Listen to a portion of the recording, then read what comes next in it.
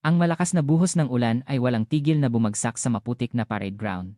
Sa gitna ng malamig na ulan, nakatayo ang isang batang babae na private first class. Sa isang braso at binti niya, nakabalot ang puting plaster cast, patunay ng kanyang kawalang magawa. Sa natitirang braso, pilit siyang sumusuporta sa lupa. Sa kanyang likod, isang kasama niya ang naglagay ng 20 basang ladrilyo na may malakas na kalabog. Humph! Sa kakilakilabot na bigat, ang kanyang payat na braso ay nanginig, tila babali sa anumang sandali. Ang buong eksena ay pinapanood ng isang colonel na kalbo, sa ilalim ng isang itim na payong, na may tingin na kasing lamig ng yelo. Ginamit niya ang dulo ng kanyang pinakintab na military boot at sinipa ang tagiliran ng babae. At, binasag ng kanyang sigaw na parang halimaw ang malakas na tunog ng ulan, umalingaw-ngaw sa buong parade ground. Walang kwentang private. Akala mo kung sino ka? Ipapakita ko sa lahat kung anong kapalit ng pagiging walang alam sa sariling lugar. Isa. Sa takot, daan-daang sundalo ang yumuko at nanood. Isa sa kanyang mga kaibigan, isang batang PFC, ay nanginginig at palihim na pinindot ang isang napakaliit na pindutan na nakatago sa kanyang dog tag na nakasabit sa leeg niya. Ilang buwan bago ang insidente. Opisina ng Komandante ng Hukbong Kawal Pandagat ng Pilipinas, PMC. Isang marangal na espasyo kung saan makikita ang asul na dagat ng kanlurang Pilipinas sa likod ng malalaking bintana, ngunit mabigat ang hangin doon. Kailangan mo bang pumunta talaga? Tanong ni General Romeo "Romy" Valdez, ang komandante ng PMC, na tinatawag na Haring Agila, King Eagle, na may tinig na puno ng panghihinayang, hindi na ang kanyang karaniwang malakas na boses. Sa harap niya, nakatayo ng tuwid ang dalawang bata na bagong tapos sa basic training. Ang isa ay ang kanyang kaisa-isang anak na babae, si Private First Class, PFC, Isabela Bella V. Valdez. Ang isa ay ang kanyang anak-anakan, si PFC Gabriel Gab M. Mercado, nakasama niya simula pagkabata. Opo, ama. Maikli at matatag ang sagot ni Bella. Hindi ako maaaring pumunta sa pinakamadaling lugar dahil lamang sa ako ang anak ng komandante ng Marines. Gusto kong patunayan ang sarili ko sa pinakamahirap at pinakamapanganib na lugar. Hindi ba't iyan ang tunay na daan ng Marine na itinuro mo sa akin palagi? Sa matapang niyang boses, wala nang nasabi pa si General Valdez. Ipinagmamalaki niya, ngunit may kirot sa kanyang puso. Ang pinili niyang unit ay ang Force Recon Battalion, FRB, Task Force Dagohoy, na kilalang kilala sa pinakamahirap na training at striktong disiplina sa buong Marines. Tumayo siya, binuksan ang isang mabigat na vault na nakalagay sa gilid ng opisina, at kumuha ng dalawang maliit na kahon na Velvet, Bella at Gab. Tumayo siya sa harap ng dalawa. Bilang ama at komandante, iginagalang ko ang inyong desisyon. Ngunit, may tungkulin din akong protektahan kayo. Binuksan niya ang mga kahon. Sa loob, may dalawang metal pendant na kamukha ng ordinaryong dog tag ng Marines, ngunit hindi lang ito ordinaryong dog tag. Sa likod ng dog tag na gawa sa titanium alloy, may nakatagong napakaliit na pindutan. Isabit niyo ito sa inyong leeg palagi. Hindi lang ito isang dog tag. Ito ang inyong huling lifeline, sabi niya, bumaba ang kanyang boses. Ang militar ay isang sagradong lugar na nagpoprotekta sa bansa, ngunit mayroon din itong maraming panganib. Minsan, mas nakakatakot pa ang kalaban sa loob natin kaysa sa bala ng kalaban. Ang kanyang tingin ay naging matalas. Kung sakali mang maramdaman ninyo na hindi nyo na kayang harapin ang matinding injustice o banta sa buhay, kung kailan naapakan na ang inyong karangalan at nawasak na ang inyong pride bilang sundalo sa huling sandali na iyon, pindutin nyo ang pindutan na ito. Sa sandaling pindutin nyo ito, ang inyong lokasyon, at ang video at audio sa paligid ay ipapadala ng real-time dito sa Command Control Center. At sa sandaling iyon, lahat ng kapangyarihan na maaaring gamitin ng PMC ay kikilos upang iligtas kayo. Iyon ang pinakamalakas at desperadong pangako na maibibigay ng isang ama sa kanyang anak. Ngunit, tandaan nyo. Ito ang inyong huling depensa, huwag ninyong gamitin sa maliliit na bagay. Kailangan ninyong daigin ang lahat ng pagsubok sa sarili ninyong lakas. Hinihiling ko na sana ay hindi dumating ang araw na pipindutin ninyo ito. Naiintindihan nyo ba? Opo, General. Masusunod, sir. Tumugon ang dalawang batang Marine ng may malakas na boses. Sa kanilang puso, may takot sa hindi kilalang mundo, kasabay ng mainit na pride bilang isang Marine, hindi pa nila alam na ang maliit na dog tag na ibinigay ng kanilang ama ay magiging huling lifeline nila. At ang sagradong lugar na pinili nila ay isang maliit na impyerno na pinamamahalaan ng hindi kapanipaniwalang kalupitan. Ang lahat ng trahedya ay nagsisimula na, kasama ng mainit na pagmamahal ng isang ama. Ang orasan ng kapalaran ay nagsisimula na sa unang hakbang patungo sa pagkawasak. Ang Force Recon Battalion, FRB, Task Force Dagohoy ang pangalan mismo ay nagpapalamig sa kalaban, ang buhay na simbolo ng PMC. Sa harap ng masungit na hangin ng Sulu at ang kalaban sa kabilang border, ito ang pinakamatalas na dulo ng sibat. Sina Bella at Gab ay dumaan sa tarangkahan ng base, na may matinding tensyon at ang labis na pride na dala ng pangalang Daguhoy. Ngunit ang katotohanan na hinarap nila ay malayo sa lupain ng karangalan na inakala nila. Sa buong base, wala ang kasiglahan ng training, kundi isang mabigat at mapang-api na katahimikan. Sa mukha ng mga sundalo, wala ang confidence at katapangan ng Marines, kundi ang takot at pagtanggap na tila may nagpapahirap sa kanila. At sa sentro ng lahat ng hindi natural na katahimikan na iyon, nakatayo ang ganap na pinuno ng unit, si Colonel Victorio Vic L. Hilario. Siya ay nasa kalagitnaan ng 50s, may matipunong pangangatawan at kalbo. Ang kanyang maliliit na mata ay laging tila puno ng reklamo, at ang kanyang makapal na labi ay nakatikom, nagpapakita ng kanyang authoritative na pagkatao. Siya ay isang tipikal na tyrant commander na itinuturing ang unit bilang sarili niyang kaharian. Ang tanging interes niya ay ang kanyang posisyon at ang promosyon ng kanyang kaisa-isang anak na lalaki. Ang kanyang anak, si First Lieutenant 1LT Vicente Vince H. Hilario, ay nasa key position dahil sa impluensya ng kanyang ama sa kabila ng kanyang kakulangan. Siya ay matangkad, ngunit laging mayabang at pabaya sa lahat ng training. Hindi niya matitiis ang mas magaling na subordinate, at gumawa siya ng lahat ng uri ng abuse at masamang gawain dahil sa kapangyarihan ng kanyang ama. Simula sa unang araw ng assignment ni Bella at Gab, naramdaman nila ang katotohanan ng tiwaling kaharian na ito. Nang pumasok sila sa opisina ng Colonel para sa report, binati sila ni Colonel Hilario nang hindi man lang tinatanggal ang mata niya sa mga dokumento. Bella Valdez, Gabriel Mercado, mahusay ang inyong training score. Ngunit hindi ito training camp. Magpakatuto kayo. Sa kanyang boses, walang kahit kaunting init na naghihikayat sa mga bagong recruit. Noon, biglang bumukas ang pinto ng opisina at pumasok si 1LT Vince na parang sa bahay lang niya, ni hindi siya nagbigay-pugay sa kanyang ama at umupo na parang nakahiga sa sofa. Ama, lalabas muna ako sa bayan, skip ko ang training na yon. May lakad ako sa mga kaibigan ko. Hiho. Saan ka pupunta sa oras ng tungkulin?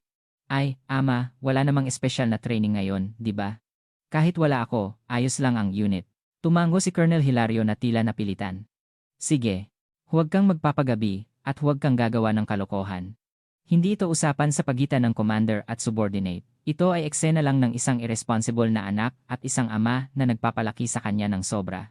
Tahimik na pinanood ni Bella at Gab ang eksena. Sa sandaling iyon, tumama ang tingin ni Vince na nakahiga sa sofa kay Bella. Nakita niya ang kanyang matapang na mga mata at ganda, at nagkaroon siya ng interes. Lumapit siya sa kanya na may ngiti na tuso.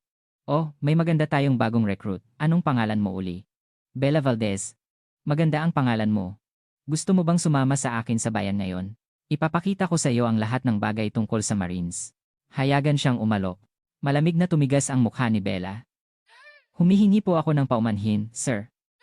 May obligasyon po akong aralin ang aking assignment ngayon. Sana po, huwag niyo ring kalimutan ang inyong tungkulin bilang sundalo. Sa matalas niyang pagtanggi, nag-iba ang mukha ni Vince. Isang private, isang babae, ay tumanggi sa kanyang alok. Hayagan siyang napahiya sa harap ng kanyang ama. Ano? Ikaw, walang kwentang babae. Nang sumisigaw siya, pinigilan siya ni Colonel Hilario. Vince, tama na. Anong kahihiyan yan sa harap ng mga bisita? Nagpanggap siyang pinipigilan ng anak, ngunit ang kanyang mga mata ay nagbigay ng malamig na babala kay Bella. Muntik mo nang sinira ang aking anak. Hindi magiging madali ang buhay mo sa militar. Nang hapong iyon, sina Bella at Gab ay inilagay sa barracks. At doon, nasaksihan nila ang isa pang katotohanan ng tiwaling kaharian na ito. Ang barracks ay puno ng matinding galit. Ang mga senior ay hindi itinuturing na tao ang mga bagong recruit. Gumawa sila ng lahat ng uri ng verbal abuse at physical abuse sa mga bagong recruit. Ngunit nakapagtataka, ang ilang senior na kaibigan ni 1LT Vince ay hindi kasali sa abuse, ngunit sila pa ang nangunguna sa pagpapahirap sa mga recruit. Hoy, bagong recruit! Anong kalat ng locker mo? Drop! Wala bang mayaman sa inyo? Kailangan naming kumain ng chicken mamaya. Kung wala kayong pera, bayaran nyo sa physical labor. Hindi ito militar. Ito ay survival of the fittest sa isang jungle. At sa pinakamababang bahagi ng jungle, nagdudusa ang mga sundalo na hindi gusto ni Vince. Hindi nakatulog sina Bella at Gab ng gabing iyon. Ngayon lang nila napagtanto kung gaano kakilakilabot ang lugar na sinasabak nila. Bella, magiging okay ba tayo? Nag-aalalang tanong ni Gab. Si Bella ay hindi sumagot, kundi hinawakan niya ang malamig na dog tag sa leeg niya. Ang boses ng kanyang ama ay umalinganggaw sa kanyang tainga. Ito ang inyong huling lifeline. Hindi pa. Kaya kung harapin ito, isa akong Marine. Tiniyak niya sa sarili, nangako siya na hindi lang siya magsusurvive sa tiwaling hellhole na ito, kundi babaguhin din niya ito. Hindi niya alam na ang matapang niyang desisyon ay magdadala sa kanya sa kakilakilabot na trahedya, at sa dulo ng trahedya, kailangan niyang tuparin ang huling pangako sa kanyang ama. Ang dalawang tupa na inihagis sa kuta ng Dagohoy. Ang kanilang mahaba at mahirap na laban ay nagsisimula pa lamang. Ang training sa Task Force Dagohoy ay parang impyerno, ngunit para kay Bella, ang impyerno na iyon ay ang pinakamahusay na stage upang ipakita ang kanyang tunay na galing. Nagmana siya ng dugo ng kanyang ama, si General Valdez, isang likas na mandirigma. Ang kanyang katawan ay punong-puno ng ferocity at will to fight na hindi mo inakala na galing sa isang 20 taong gulang na babae. Sa unang shooting training, habang ang karamihan sa mga recruit ay yumuko sa malakas na recoil ng M16 rifle at nahihirapang tamaan ang target, iba ang shooting ni Bella.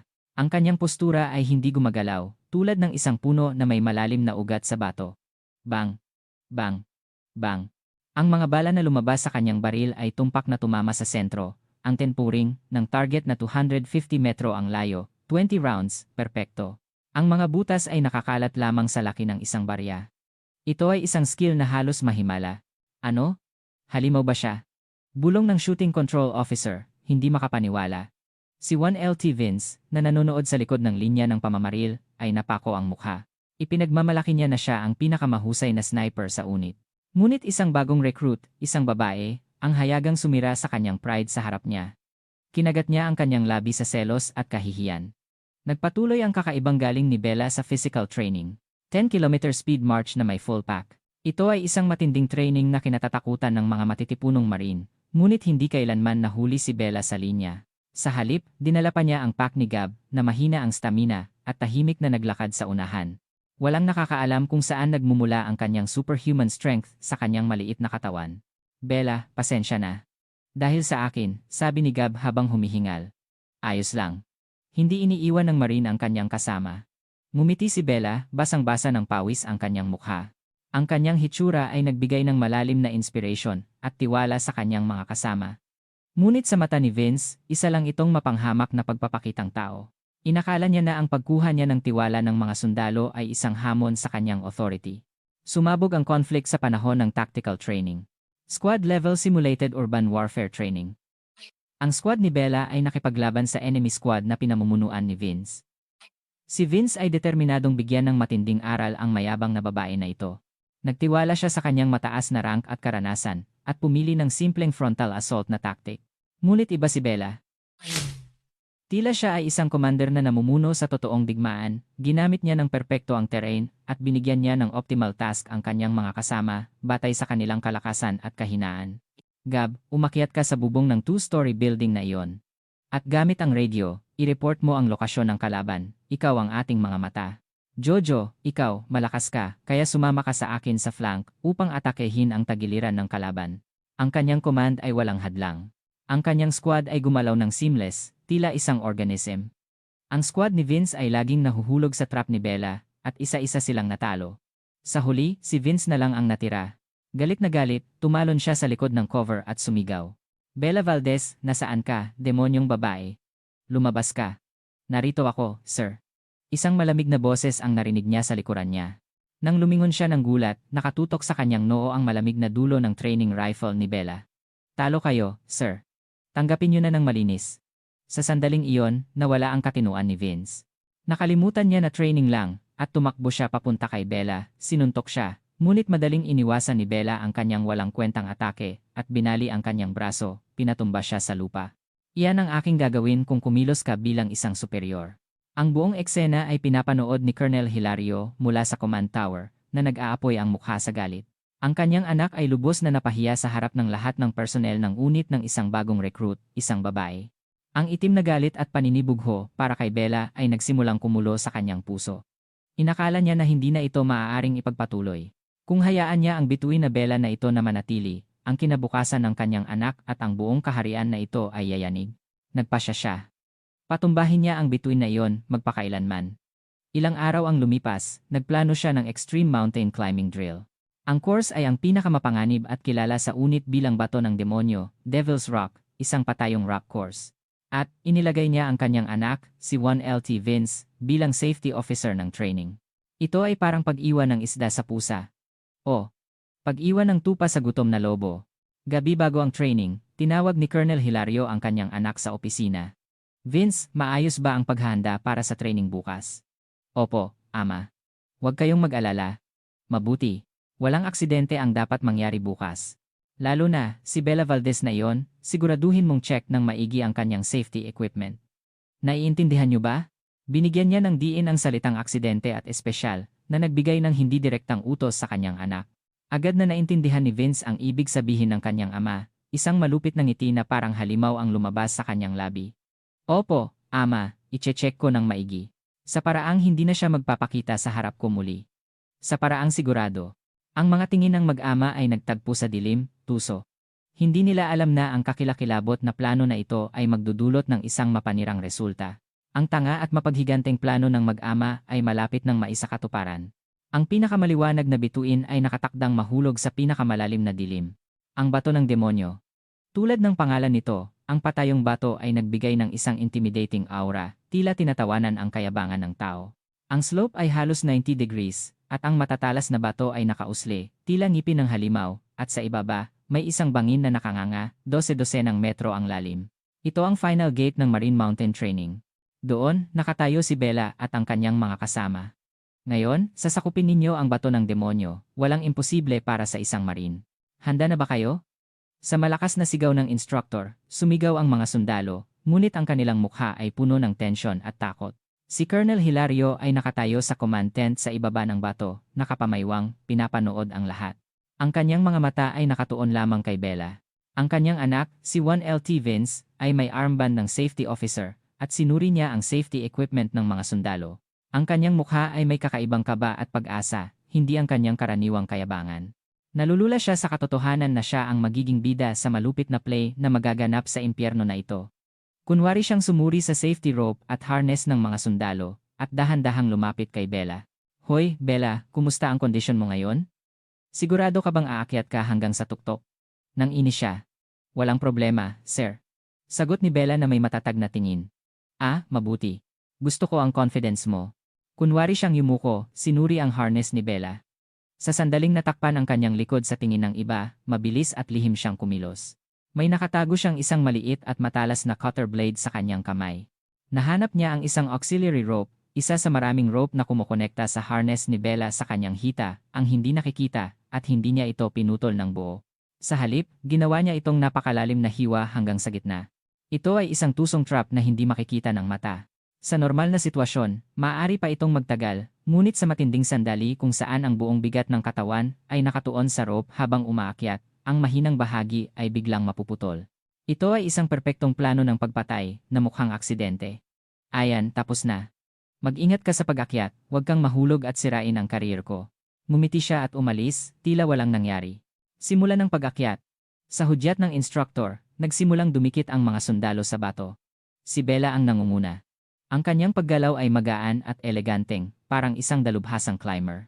Tila siya'y umaakyat sa hagdan habang tumatapak sa nakausling mga bato. Ang mga kasama niya sa ibaba ay humanga. Wow, ang galing ni Bella. Parang lumilipad. Pinanood ni Vince ang eksena na may malamig na ngiti. Sige, mag-enjoy ka. Iyan na ang huling sandali na gagana ang mga kamay at binti mo. Mabilis na nilagpasan ni Bella ang gitnang bahagi ng bato. 10 metro na lang ang natitira sa tuktok. Noon, dumating ang pinakamahirap na bahagi ng course, ang overhang. Isang nakausling bato na halos 110 degrees ang angle.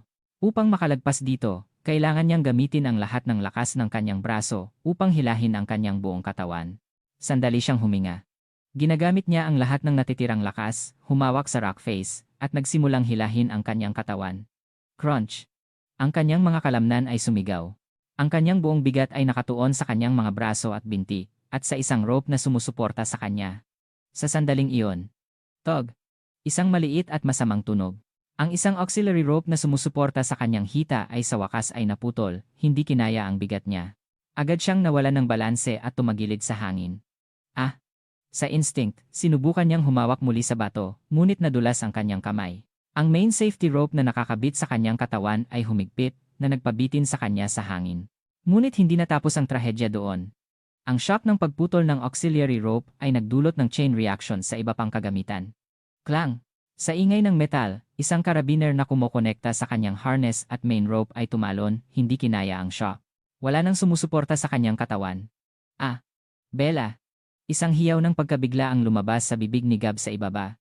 Ang art na iginuhit ng katawan ni Bella sa hangin ay napakalinaw.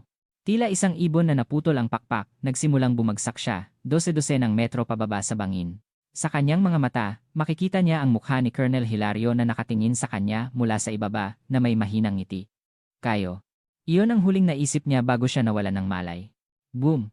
Isang mapurol at kakilakilabot na tunog ang umalingaunggaw sa buong bundok. Ang katawan niya ay hindi bumagsak sa sahig ng bangin sa kasamaang palad. Bumagsak siya sa isang makitid na rock ledge na nakausli sa gitna ng cliff. Ngunit ang swerteng iyon ay simula lamang ng isa pang misfortune. Ang kanyang kanang braso at kaliwang binti ay direktang tumama sa bato na sinipsip ang shock. Crack! Isang kakilakilabot na tunog ng nabaling buto. Ang kanyang braso at binti ay baluktot sa kakaibang anggulo. Ang kanyang puting buto ay lumabas sa kanyang uniforme at dumaloy ang dugo. Ang training ground ay naging chaos. Ang mga instructor at medic ay sumisigaw, nagrapel pababa sa kanya. Pinanood ni Colonel Hilario ang eksena na may malamig na mata. Hemaf. Suwerteng babae, nabuhay pa siya diyan. Medyo nalungkot siya na hindi siya agad namatay, ngunit ngumiti siya ng may kasiyahan. Sa ganoong pinsala, hinding-hindi na siya makakabalik bilang sundalo. Ang kanyang layunin ay perpektong natupad. Ang resulta ng accident investigation ay masyadong malinaw.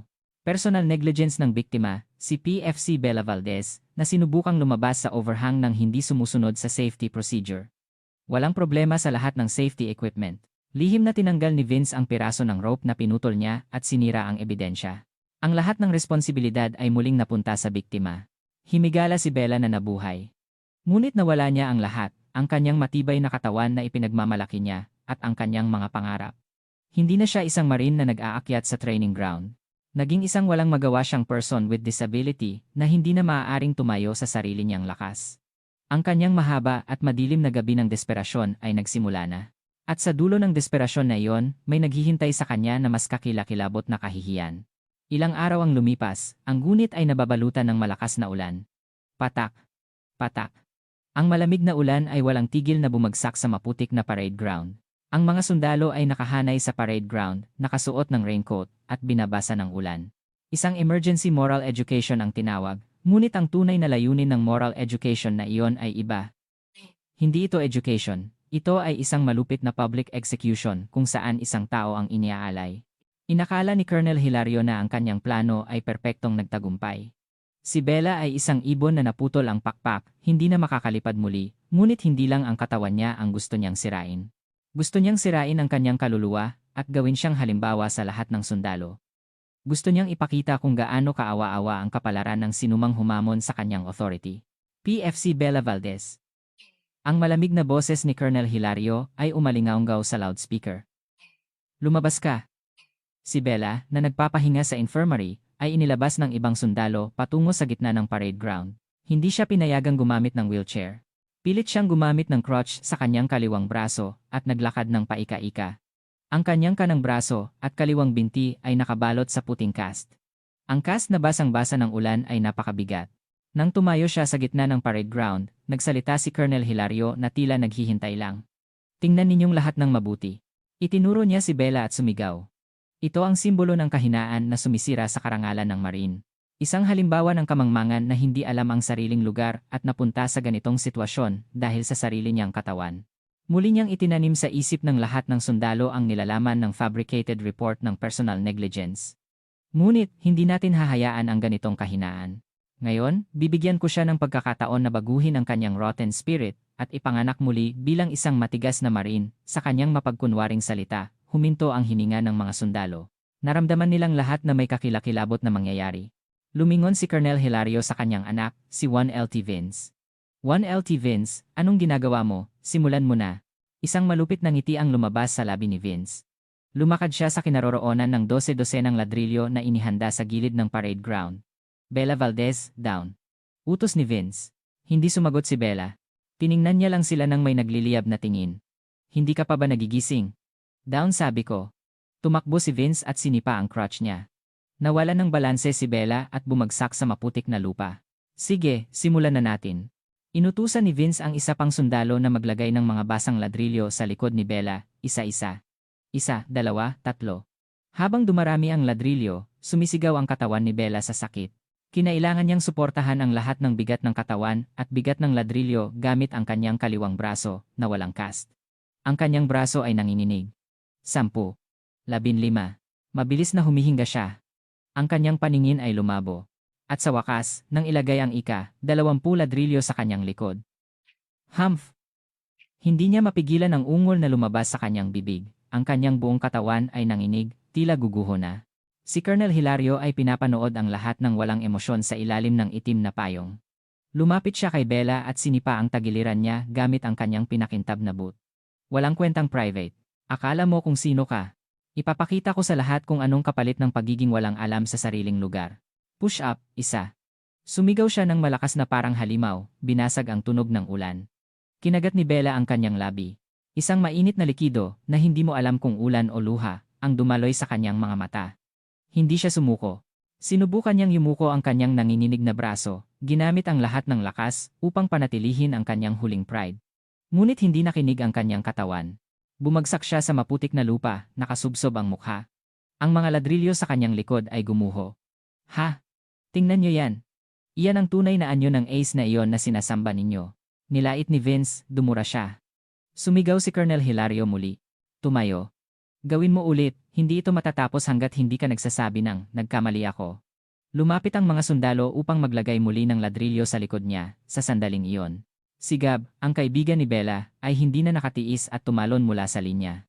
Tama na. Pakikiusap, tama na. Parusahan niyo na lang ako. Si Bella, may sakit siya. Pakikiusap, baliw ka ba, hayop ka? Kasama ka rin ng babaeng iyan, di ba?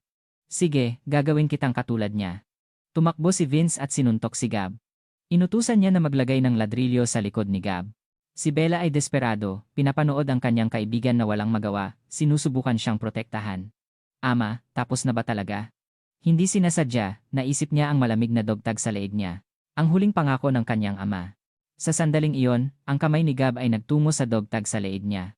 Pinrotektahan niya si Bella, at palihim niyang pinindot ang maliit na pindutan na nakatago sa likod ng kanyang dogtag. Click!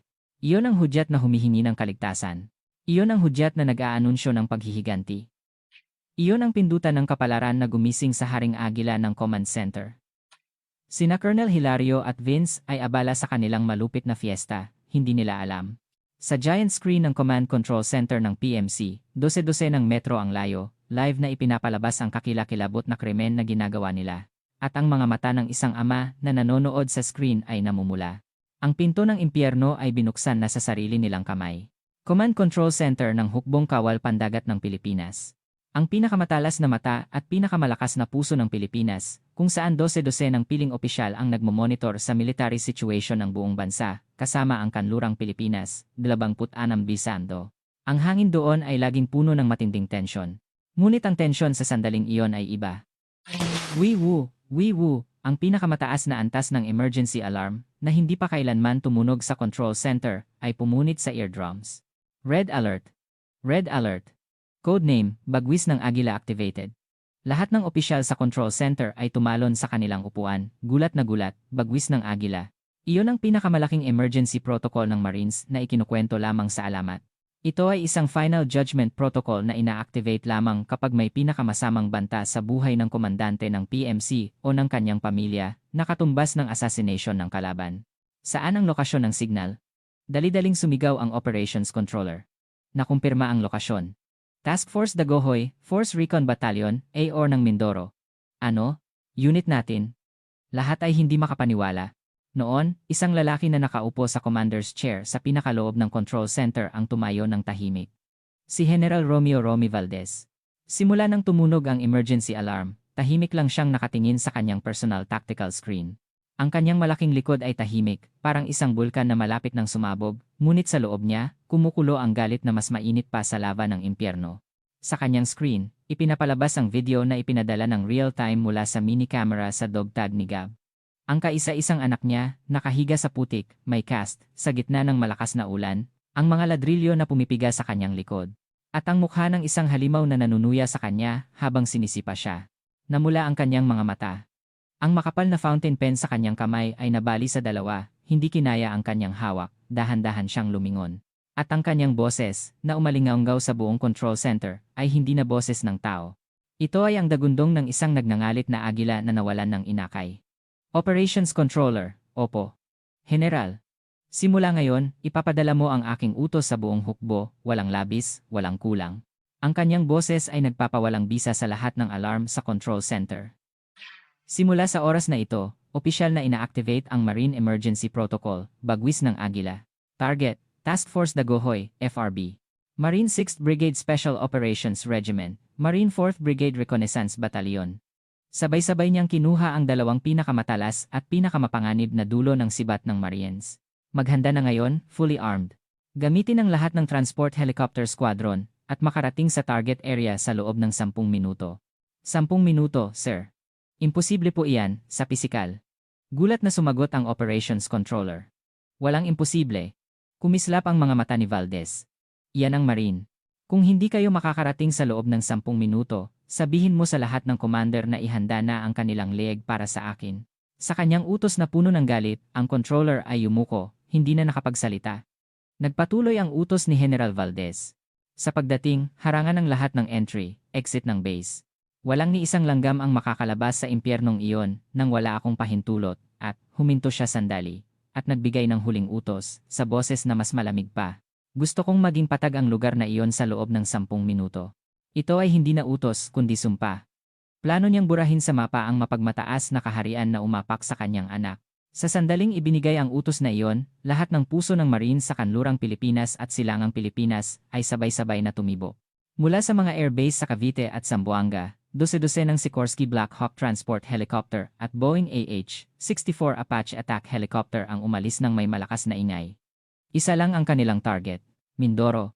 Sa langit ng Task Force Dagohoy, isang malaking steel storm ang nagbabanta.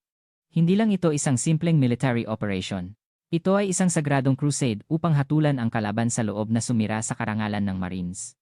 At sa pinakaunahan ng bagyo na iyon, ang command helicopter na sinasakyan ni General Valdez ay lumilipad, tila isang matalas na kutsilyo na pumuputol sa dilim. Nagtungo siya sa impyerno upang tapusin ang lahat sa sarili niyang kamay. Upang iligtas ang kanyang anak at hatulan ang mga halimaw na iyon. Ang bagwis ng agila ay nagsimula na. Ang apoy ng galit ay hindi titigil hanggat hindi nasusunog ang lahat. Sina Colonel Hilario at Vince ay patuloy lang sa kanilang malupit na fiesta sa basang parade ground. Hindi nila alam na ang paghatol mula sa impyerno ay bumabagsak na sa kanilang ulo. Ang kanilang oras ay malapit nang matapos. Lalo pang lumakas ang ulan. Si Colonel Hilario ay pinapanood ng may labis na kasiyahan ang malupit na public execution sa ilalim ng payong. Sa bawat tingin niya sa hindi natitinag na mata ni Bella, lalo siyang nakakaramdam ng euphoria. Hindi siya titigil hanggat hindi siya umiiyak at nagmamakaawa. 1, 2, hindi ka ba marunong, walang kwentang babae? Ang hagupit na boses ni Vince ay umalinganggaw sa parade ground. Sa sandaling iyon, isang mahinang ingay ang narinig mula sa kung saan. Humming sound. Sa simula, hindi ito marinig dahil sa malakas na ulan. Anong ingay yan? Kumunot ang noo ni Colonel Hilario. Lalo pang lumakas ang ingay. Hindi ito ordinaryong ingay, dudududududu. Isang dagundong na tila daan-daang malalaking tambol ang sabay-sabay na tumunog mula sa langit. Nagsimulang manginig ang lupa. Ang putik sa parade ground ay gumawa ng maliliit na ripple. Ano yan? Sumigaw ang isang sundalo, tinuro ang langit na umuulan. Ang tingin ng lahat ay tumungo sa maitim na langit na umuulan. At nakita nila, ang itim na hugis ay lumabas mula sa makapal na ulap ng ulan, hindi lang isa. Dose-dose ng itim na anino ng bakal ang bumababa mula sa langit, tila bumukas ang pinto ng impyerno, Black Hawk, Chinook, at Apache attack helicopters. Ang pinakamalakas na air power na mayroon ang PMC ay nakapalibot na sa kanilang ulo. Ano yan? Wala tayong air training ngayon. Anong unit yan? Makipag-ugnayan ka agad. Dali-daling sumigaw si Colonel Hilario. Sa sandaling sumigaw siya, isang flash ang lumabas sa dalawang Apache attack helicopter sa unahan. Hindi ito Hellfire missile. Ito ay isang malakas na flare. Sumabog ang flare sa itaas ng base, nagbigay ng liwanag na parang araw, at ang eksena na lumitaw sa ilalim ng liwanag ay mas nakakagulat. Mula sa dose-dose ng helicopter, daan-daang itim na anino ang bumaba sa lupa sa pamamagitan ng rope, walang parachute, tila mga gagamba silang bumaba ng patayo. Ito ay ang piling Special Reconnaissance Battalion at Special Operations Regiment ng Marines. Agad nilang inukupa ang lahat ng perimeter guard at nagsimulang pumasok sa loob. Kasabay nito, isang malakas na dagundong ang narinig mula sa pangunahing tarangkahan ng base. Crack! Crack! Ang tarangkahan na may malaking daguhoy na eskultura, simbolo ng unit, ay gumuho sa isang pagsabog. At sa sirang tarangkahan, pumasok ang isang steel crocodile unit. Ito ay ang Marine Amphibious Assault Vehicles, AAV. Ang mga mabibigat na AAV ay walang pakialam na sumugod sa parade ground, sinisira ang lahat ng obstacle. Pinalibutan nila ang parade ground at nagtayo ng isang bilog na depensa. Ang mga machine gun sa ibabaw ng AAV ay nakatutok sa gusali ng headquarters. Ang base ay lubos na napalibutan mula sa lupa at hangin sa loob lamang ng 5 minuto. Sina Colonel Hilario at Vince ay nakatingin lang sa hindi realistic na eksena na nagaganap sa harap nila. Ang kanilang utak ay na-shutdown na. Ito ay rebellion. Ito ay malinaw na coup d'etat, baliw ba kayo? Alam niyo ba kung sino ako? Sumigaw siya, nawawalan ng katinuan. Sa sandaling iyon, isang malamig na baril ang nakatutok sa kanyang ulo. Manahimik ka. Sinuntok siya ng isang Special Forces trooper sa ulo gamit ang buttstock ng baril at pinaluhod sa lupa. Si Vince ay ganoon din. Ang walang kwentang lieutenant na umaasa sa kapangyarihan ng kanyang ama ay nanginginig na parang bata sa harap ng takot sa kamatayan na ngayon niya lang naramdaman. Ngayon, hindi na sila ang bida sa parade ground. Ang isa sa pinakamalaking command helicopter na bumabalot sa langit ay dahan-dahang bumaba, lumapag sa gitna ng parade ground sa harap nila. Bumukas ang pinto ng helicopter. Ang unang bumaba ay ang 4-star general flag na sumisimbolo sa authority ng komandante ng PMC, at sa likod nito, lumabas ang isang lalaki. Basang-basa ng ulan ang kanyang combat uniform, ang kanyang mga mata ay nagliliyab sa galit at kalungkutan. Sa kanyang balikat, nakalagay ang bigat ng buong PMC. Si General Romeo Romy Valdez, ni hindi niya tiningnan ang 2 halimaw na nakaluhod. Naglakad siya patungo sa isang lugar lang. Ang kaisa-isang anak niya, si Bella, na nakahiga sa maputik na lupa at nahihirapang huminga. Ang lahat ng ingay ay huminto. Tanging ang malakas na ulan at ang mabigat na paghinga ng isang ama ang pumuno sa parade ground. Ang sandali na bumaba ang Diyos ng paghatol. Hindi tumakbo si General Valdez. Naglakad siya ng mabigat, tila pinipiga ang lupa sa bawat hakbang. Ang tunog ng kanyang boot na tumatapak sa putik ay umalingaw sa buong parade ground, tila ang tibok ng puso ng isang higante. Sa kanyang mga mata, lalong luminaw ang anyo ng kanyang anak. Ang kanyang maputlang mukha, ang mukha na baluktot sa sakit, ang kanyang basang-basa na uniforme, at ang 12-12 ng pulang ladrilyo na pumipiga sa kanyang payat na likod. Ang eksena ay tila libu-libong matatalas na kutsilyo ang pumunit sa kanyang puso. Ito ang malupit na karahasan na ginawa ng bansa na buong buhay niyang pinrotektahan sa kanyang pinakamamahal na kayamanan. Sa wakas, huminto siya sa harap ng kanyang anak. Tahimik, yumuko siya at lumuhod sa isang tuhod. Ang komandante ng hukbong kawal pandagat ng Pilipinas ay lumuhod sa maputik na lupa. Ang kanyang magaspang na kamay ay nagtungo sa likod ng kanyang anak. Sinimulan niyang alisin ang mga ladrilyo, isa-isa, maingat, tila hinahawakan ang pinakamaselan na kayamanan sa mundo. Ang kanyang kamay ay nanginginig sa galit, ngunit mas maingat kaysa sa kamay ng anumang surgeon.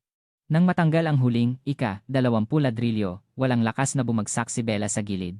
Bella. Pinigilan ni Valdez ang sigaw at inalalayan ang kanyang anak. Ama. Isang halos hindi marinig na boses ang lumabas sa bibig ni Bella. Kahit sa naglalaho niyang malay, nakilala niya ang kanyang ama na dumating para sa kanya. Mainit na luha ang dumaloy sa kanyang mga mata. Ayos na, anak ko. Ayos na ang lahat. Dumating na si Papa. Dumating na si Papa. Sinigaw ni Valdez ang pangalan ng kanyang anak na parang isang umuungol na halimaw, tinanggal ang kanyang military jacket. Ang kanyang marangal na uniforme na may 4 na bituin na nagniningning. Ginamit niya ang uniforme na iyon upang yakapin at balutin ang malamig na katawan ng kanyang anak na basang-basa ng ulan. Yinakap niya ang kanyang anak at itinaas ang kanyang ulo. Nakita niya ang mga medik na tumatakbo papunta sa kanila. Ipadala niyo agad ang anak ko sa hospital. Ibigay niyo ang pinakamahusay na medical team. Kung may mangyari sa anak ko, kayong lahat ay mamamatay sa aking kamay. Sa kanyang sigaw, ang mga medik ay namutla at dinala si Bella sa stretcher. Tiningnan ni General Valdez ang kanyang anak habang dinadala sa helicopter. Nang umalis ang helicopter at nawala sa paningin, tumayo siya sa wakas. Ang kanyang itaas na bahagi ng katawan ay nakasuot lang ng undershirt. Ang kanyang matitigas na kalamnan at maraming scar ay hayag na nakikita, basang-basa ng ulan. Hindi na siya isang ama na nalulungkot. Siya na mismo ang Diyos ng digmaan na nagngangalit, dahan-dahan siyang lumingon. Ang kanyang bloodshot eyes ay nakatuon na ngayon sa 2 halimaw na nakaluhod sa gitna ng parade ground, hawak ang kanilang braso ng mga special forces. Si Colonel Victorio, Hilario at 1LT Vicente Hilario. Naglakad si Valdez papunta sa kanila, ang kanyang mga hakbang ay nagdulot ng dagundong sa lupa. Sa bawat hakbang niya, lalo pang namutla ang mukha ni na Hilario at Vince. Sa wakas, huminto siya sa harap nila. Tahimik, tiningnan niya sila. Ang kanyang malaking anino ay ganap na bumalot sa ulo ng dalawang kriminal. Ang napakalaking katahimikan na iyon ay mas nakakatakot kaysa sa anumang sigaw. Hindi makapaniwala si Colonel Hilario sa sitwasyon. Si Bella Valdez, anak ng komandante. Hindi maaari. Nagpasya siyang makipaglaban sa huling pagkakataon. General, nagkakamali po kayo. Hindi ko po talaga alam. Kung alam ko lang po na ang sundalong iyon ay ang inyong anak, hindi ko po gagawin. Ngunit ang kanyang duwag na depensa ay nagdagdag lang ng fuel sa nagliliyab na galit. Ang steel fist ni General Valdez ay lumipad. Pak! Sa mapurol na tunog, lumingon ang ulo ni Colonel Hilario. Ang dugo ay lumabas sa kanyang bibig. Hayop ka! Isang sigaw ng galit na parang impyerno ang lumabas sa bibig ni Valdez. Hindi mo nga alam kung anong sinasabi mo. Ang iyong krimen ay hindi lamang dahil sa ginulo mo ang aking anak.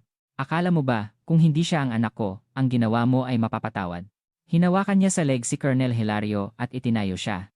Ang uniforme na ito ay hindi ibinigay ng bansa upang apakan at abusuhin mo ang iyong mga subordinates. Ang rank sa iyong balikat ay hindi inilagay diyan para itayo mo ang iyong sariling pribadong kaharian. Ibinagsak niya si Colonel Hilario sa lupa. At ibinaling niya ang kanyang tingin kay Vince na nanginginig pa rin, hindi maintindihan ang sitwasyon. At ikaw, 1LT Vince Hilario. Hindi ka sundalo. Ikaw ay isang hiyena lang na nagtatago sa likod ng kapangyarihan ng iyong ama, nagpapahirap sa mahihina, isang kahihiyan at cancer ng Marines. Wala na siyang balak na kausapin pa sila. Ang kanyang tunay na paghatol ay magsisimula na. Tiningnan niya ang mga ladrilyo na nakakalat sa lupa, at muli siyang nagsalita kay Colonel Hilario. Ang kanyang boses ay ngayon ay mas malamig na, lampas sa galit. Colonel Hilario, huling tanong. 20 ladrilyo. Alam mo ba kung kaninong kinabukasan ang nakalagay sa ibabaw niyan? Ang mabigat na tanong ni General Valdez ay umalingaw-ngaw sa buong parade ground, binasag ang ulan. Hindi lang ito isang tanong. Ito ay isang mabigat at malupit na prelude sa paghatol, na tila ang isang condemned man ay nakikinig sa kanyang krimen. Hindi makasagot si Colonel Hilario. Nakaluhod lang siya sa putik, humihinga ng mabigat, nanginginig na parang aso. Hindi naghintay si Valdez ng sagot, kinuha niya ang isang ladrilyo na nakalagay sa lupa. Malamig at mabigat ang hawak. Tumayo siya sa harap ni Colonel Hilario. Ano ang tingin mo rito? Tanong niya. Ladrilyo po. Mahirap na sumagot si Colonel Hilario. Hindi, umiling si Valdez. Hindi lang ito ladrilyo. Itinuro niya ang mga libu-libong batang Marines na nakahanay sa parade ground gamit ang kamay na may hawak na ladrilyo. Ito ang bigat ng buhay ng mga anak na ipinagkatiwala ng kanilang mga magulang sa bansa. Ito ang bigat ng pawis at luha na ibinubuhos nila gabi-gabi. At ito ang bigat ng karangalan ng pangalang Marine. Lalo pang lumakas ang kanyang boses. Ngunit, ikaw ay naglakas loob na gamitin ang banal na bigat na iyon bilang sandata upang apakan ang iyong mga subordinates. Sa likod pa ng isang batang babae na sundalo na may sirang braso at binti. Ibinagsak niya ang ladrilyo sa lupa. Krang! Ang ladrilyo ay nabasag at ang pulang piraso ay lumipad sa paligid. Colonel Hilario. Ang kanyang boses ay naging kasing lamig ng yelo. Sabi mo kanina, alam mo ba kung kaninong kinabukasan ang nakalagay sa ibabaw ng mga ladrilyo na iyon? Hindi lang sa likod ng isang sundalo iyon. Ito ay nakalagay sa karangalan ng buong Marines. At lumapit siya ng isang hakbang. Ito ay nakalagay din sa iyong buhay. Sa kakilakilabot na sentensya na iyon, tinawag ni Valdez ang kanyang Provost Marshal. Ngayon, ilabas ang lahat ng record ng katiwalian ng mga taong ito sa harap ng lahat ng personnel ng unit. Sa kanyang utos, isang malaking mobile LED screen vehicle ang pumasok sa gitna ng parade ground.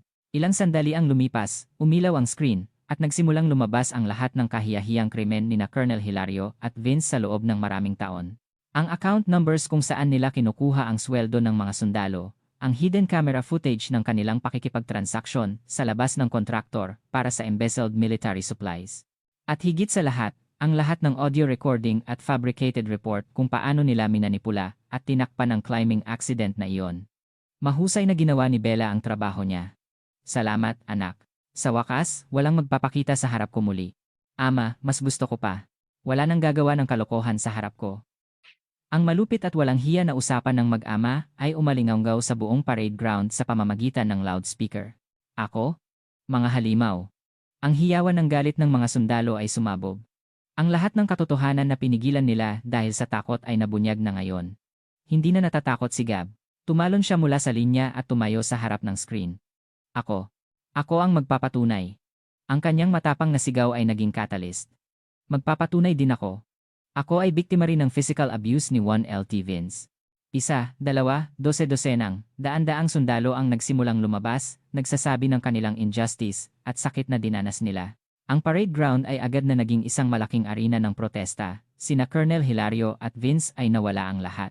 Wala silang magawa kundi panoorin ang lahat ng itinayo nila sa buong buhay nila ay gumuho sa boses ng mga pinakamahina na inapak-apakan nila. Nalaman nila na ang mga mahihinang nilalang na tinuring nilang parang mga insekto ay ang pinakamalaking judge na maaaring pumutol sa kanilang leeg. Tahimik na pinanood ni General Valdez ang lahat. Naramdaman niya ang malalim na kalungkutan, hindi galit.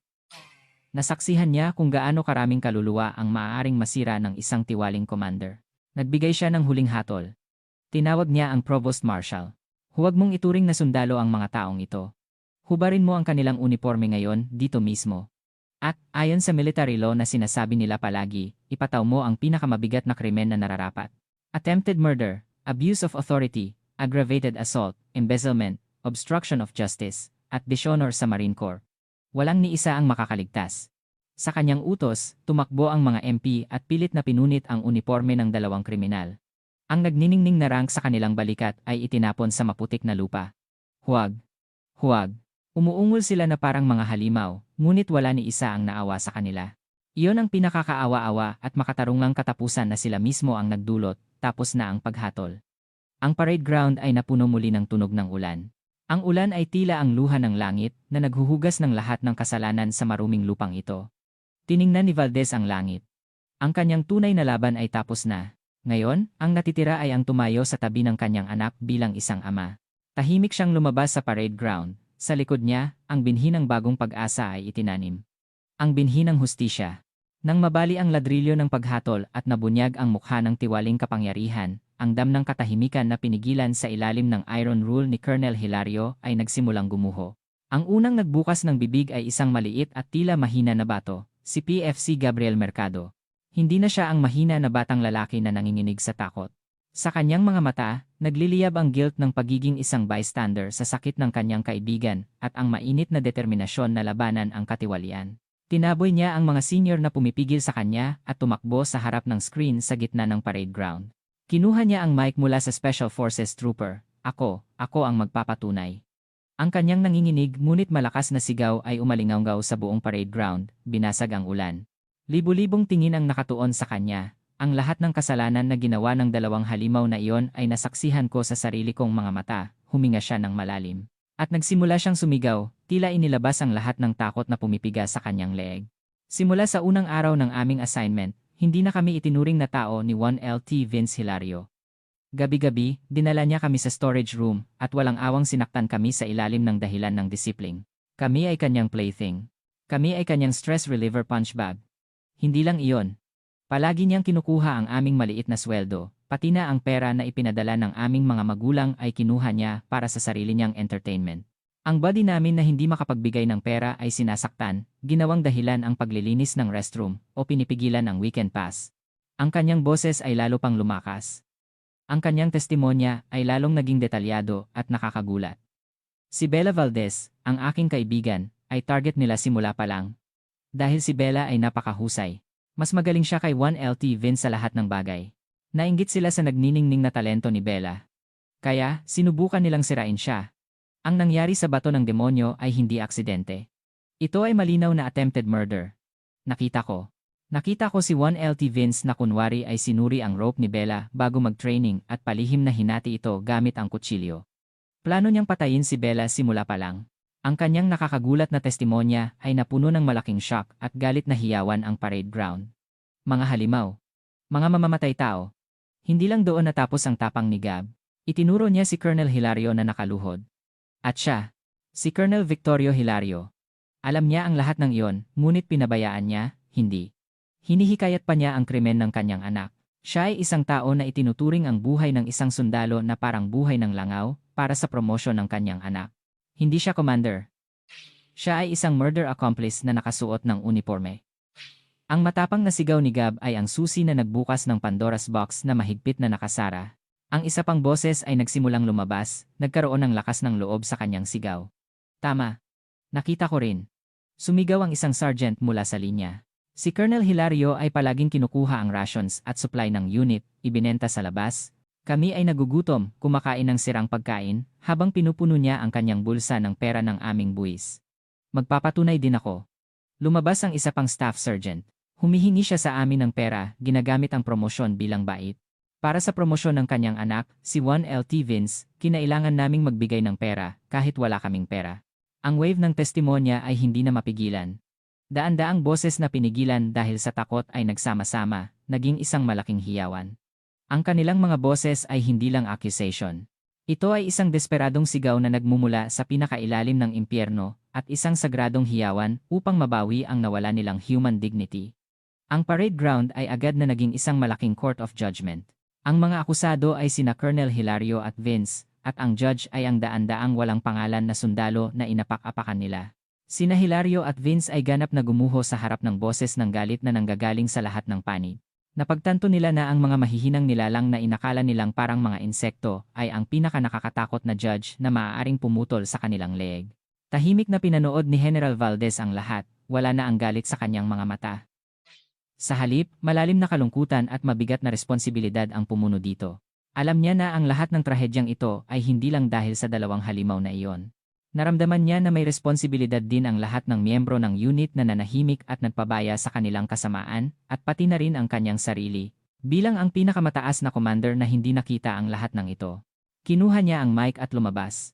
Nang umalingaw-ngaw ang kanyang boses, muling tumahimik ang maingay na parade ground. Makinig kayong lahat. Ang kanyang boses ay mabigat at malalim. Ang tapang na ipinakita ninyo ngayon ay hinding-hindi ko makakalimutan. Ipinakita ninyo ang pinakamaliwanag na liwanag sa pinakamadilim na sandali, kayo ang tunay na marine. Ngunit hindi tayo dapat huminto rito. Kailangan nating tandaan ang masakit na sugat na ito magpakailanman. Upang hindi na lumabas muli ang pangalawang Colonel Hilario sa lupang ito. Upang hindi na lumabas muli ang pangalawang Bella Valdez. Kailangan nating alisin ang nabubulok na ugat at magsimula ulit mula sa simula, lumingon siya sa dalawang kriminal na nakaluhod. Ang paghatol sa mga taong ito ay trabaho na ng batas.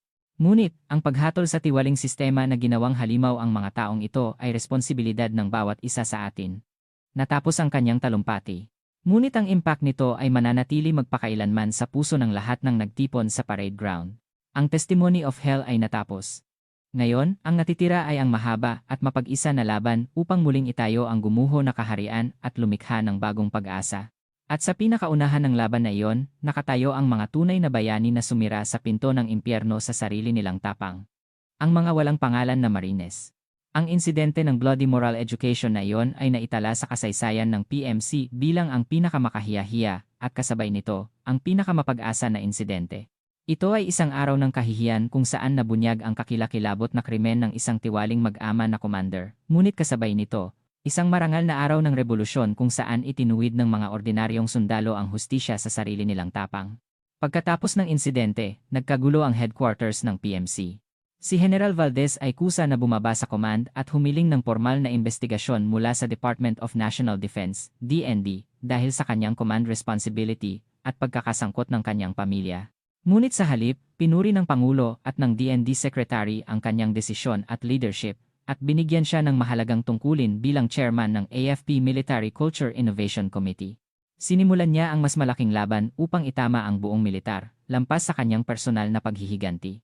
Ang Force Recon Battalion, FRB, Task Force Dagohoy, ay sumailalim sa isang malaking reforma na halos katumbas ng disbandment. Ang lahat ng opisyal na tumanggi at nagpabaya sa katiwalian ni Colonel Hilario ay nirelieve sa tungkulin at dinala sa Disciplinary Committee. Ang mga bakanteng posisyon ay pinuno ng matuwid at may kakayahang mga batang opisyal. Ang pangalan ng unit ay hindi nagbago, ngunit ang hangin sa loob nito ay ganap na naiiba. Ang takot at katahimikan ay pinalitan ng malayang komunikasyon at mainit na camaraderie, at sa wakas, dumating ang araw ng paghatol. Ang court-martial nina Hilario at Vince ay naganap ng mas mabilis at mas strikto kaysa sa anumang trial. Kumuha sila ng pinakamahusay na defense counsel, at sinubukang magpaliwanag na ito ay accidental failure at makatarungang disiplin ng isang commander. Ngunit sa harap ng daan-daang saksi at ang mapagpasyang video evidence na ni-record sa dog tag ni Gab, ang kanilang duwag na depensa ay walang nagawa. Sa araw ng final verdict, ang judge ay nagbigay ng kanyang personal na damdamin bago basahin ang verdict. Ako rin ay isang former Marine na naglingkod ng 30 taon. Ngayon, ako ay tumatayo dito hindi lamang bilang isang judge na nakasuot ng robe, kundi bilang isang matandang marine na humahatol sa maruming kasalanan na ito para sa aking mga mahal na subordinates. Ang kanyang boses ay nanginginig sa galit. Mga akusado, Victorio Hilario, Vicente Hilario. Kayo ay hindi lang mga kriminal na lumabag sa batas. Kayo ay mga traitor na sumira sa aming sagradong slogan na once a Marine, always a Marine. Dinungisan niyo ang karangalan ng Red Patch at pinatay niyo ang apoy ng pride sa puso ng maraming batang Mariens. Kayo ay hindi mapapatawad na mga traitor. Sinuntok niya ang mesa. Kaya, ang court na ito ay magbibigay ng pinakamabigat na parusa na pinapayagan ng military law sa inyong dalawang traitor upang hindi na makatapak muli ang mga halimaw na tulad ninyo sa Sagradong Marine Corps. Kinuha niya ang verdict. Ang akusado, Victorio Hilario, dating Marine Colonel, ay sinentensiyahan ng maximum sentence ng batas, life imprisonment, para sa 17 counts ng krimen, kasama ang instigating attempted murder, abuse of authority, aggravated assault, embezzlement, obstruction of justice, at dereliction of duty. Ang akusado, Vicente Hilario, dating Marine 1 LT, ay sinentensiyahan din ng life imprisonment para sa 21 counts ng krimen, kasama ang attempted murder, aggravated assault, cruelty, at extortion. Life imprisonment. Ang dalawang mag-ama ay gugugulin ang natitirang buhay nila sa malamig na kulungan, nakaharap sa isa't isa, at pinagninilayan ang kanilang kasalanan. Si Colonel Hilario ay bumagsak at umiyak, at si Vince ay nakatingin lang sa kawalan. Ang kanilang kahiyahiyang kaharian ay nagtapos sa pinakakaawa-awang paraan, natapos ang paghatol, at nagkaroon ng bagong simula. Ilang buwan ang lumipas, si Bella ay natapos sa kanyang mahabang rehabilitation, at sa wakas ay nakadischarge sa hospital. May scar sa kanyang braso at binti, ngunit himala siyang nakakalakad muli. Hindi na siya makakatakbo ng mabilis tulad ng dati, ngunit ang kanyang paglalakad ay mas matatag at marangal kaysa sa sinumang marine.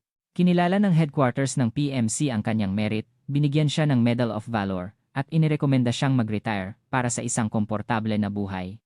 Ngunit tumanggi siya. Hindi ako tatakas. Sabi niya sa kanyang ama, ang komandante.